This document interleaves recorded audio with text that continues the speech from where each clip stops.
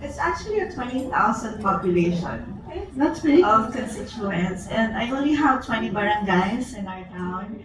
And for everybody's information to know, Bana is situated in the eastern part of Ilocos Norte, and I call it the heart of Ilocos Norte because we're in the middle of nowhere. Meaning to say, you won't be able to reach my town pag hindi ka naligaw. Kailangan mawala ka. Kailangan mawala ka before you reach Lawag City in order to at least pass through our town. All right, so what we mentioned a while ago, Bana is the first municipality in the Philippines to achieve 90% HPV vaccination coverage. What strategy did you employ? Actually, there was a lot of concerns that we have dealt with, but we were able to surpass that because okay, that's my presentation. Right. So we're a small town again in the middle of Ilocos Norte, where we were able to reach the 90% target mark of the World Health Organization. And as we all know, we were being tasked by the Department of Health as well as the World Health Organization to at least accelerate the cervical cancer elimination by 2030. Kahit paano dapat gawin natin ng paraan at sumunod lang tayo sa gobyerno kung anong gusto nila. So, as far as everybody knows, that I'm also a physician, turned into a public servant. No wonder, okay.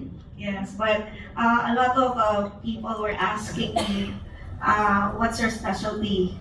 So I'm with Dr. Padolina in one of the hospitals that we have been to. I'm one of her assists during her operations, and I'm an anesthesiologist. So people were asking, what does it have something to do with me?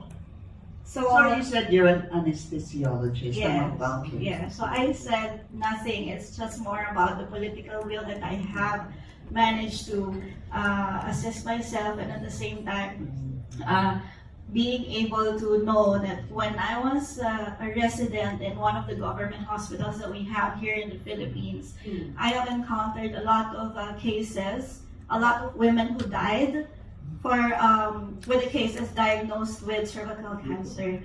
Kaya isa yun sa nakita ko na pwede natin gawin as an advocacy in our town.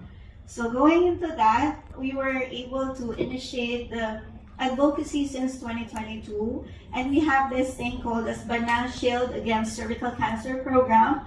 Shield meaning the strengthening HPV immunization towards eliminating through leadership development.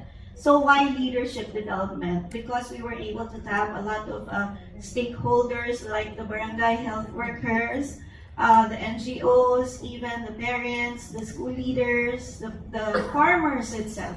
We were able to talk to them, and I was able to reach out to them to find some time in order for them to understand what is this advocacy is all about.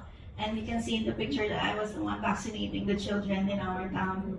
That's me. I'm still fat at the time. You know, being in the public service gives you a lot of stress. Anyway. Also in the media, man. Yes, I believe so. And if you can see the ribbon, the teal ribbon that we have coined some words from HPV. We have this slogan as the honor to be protected and valued. So meaning to say all women in our town are honored and protected, and they are all valued. So this slogan have reached a lot of women in our town with empathy, and we have been using that since 2022.